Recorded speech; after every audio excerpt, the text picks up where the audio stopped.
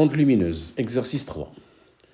Un rayon lumineux R1 monochromatique de fréquence nu1 arrive sur la face plane d'un demi-cylindre en verre transparent au point d'incidence I, sous un angle d'incidence petit i égale à 60 degrés.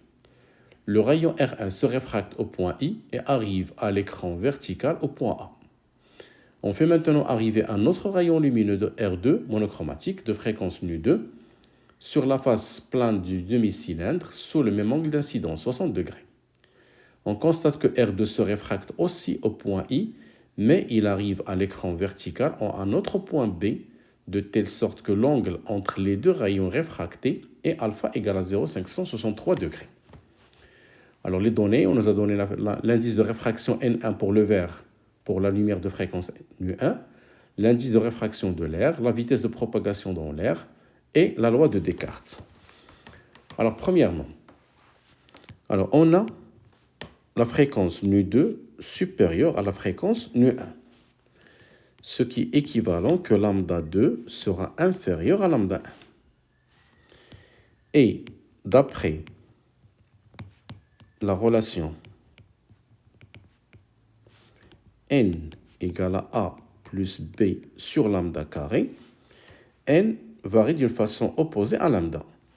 Donc, lambda 2 inférieur à lambda 1 équivalente à n2 supérieur à n1. Et d'après la loi de Descartes, on a sinus I égale à n sinus R. Alors, les deux rayons ont le même angle d'incidence. Donc, le produit n fois R sera constant. N1 sinus R1 avec N2 sinus R2.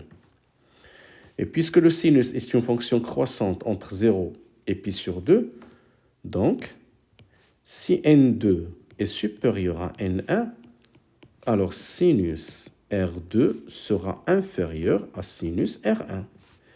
Ce qui va donner que R2 est inférieur à R1. Donc, si on trace un schéma, alors le demi-cylindre, donc ici on a le demi-cylindre, le centre. Alors, les deux rayons incidents ont le même angle d'incidence I. Alors, ici on a l'écran. Alors, le premier rayon sera réfracté au point A. Le deuxième sera réfracté au point B. Avec R2, ici c'est R2, et ici c'est R1. Et l'angle alpha, c'est entre les deux rayons.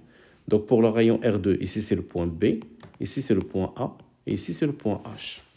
Donc, la distance AH est supérieure à la distance BH. Alors, question numéro 2. Calculez N2, l'indice de réfraction pour la lumière de fréquence nu2.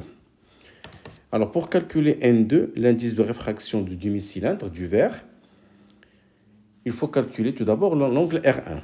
Alors, on a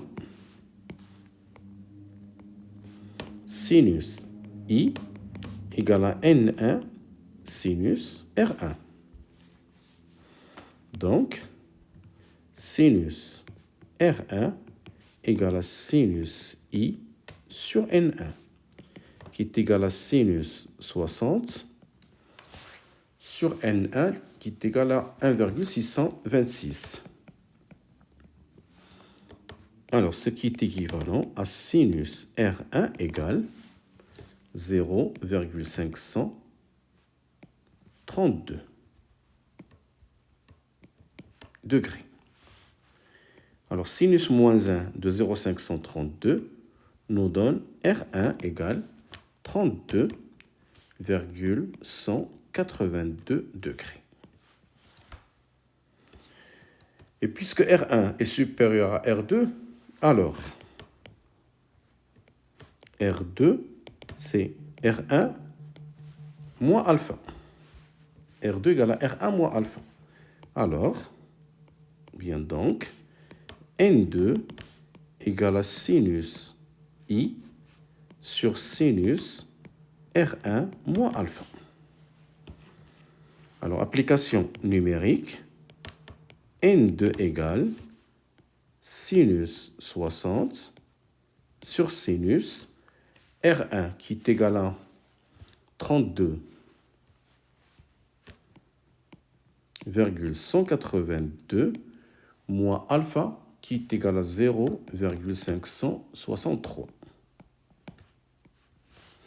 Et on aura N2 qui est égal à 1,652. C'est l'indice de réfraction du verre pour le rayon R2. Alors, question 3. Question 3. Trouvez l'expression de la longueur d'onde lambda 2 du rayon lumineux de fréquence nu2 en fonction de C, N2 et la fréquence nu2. Alors, on a la vitesse. On va commencer par la vitesse V2. C'est C sur N2. Et la vitesse V2, c'est lambda 2 fois la fréquence nu2.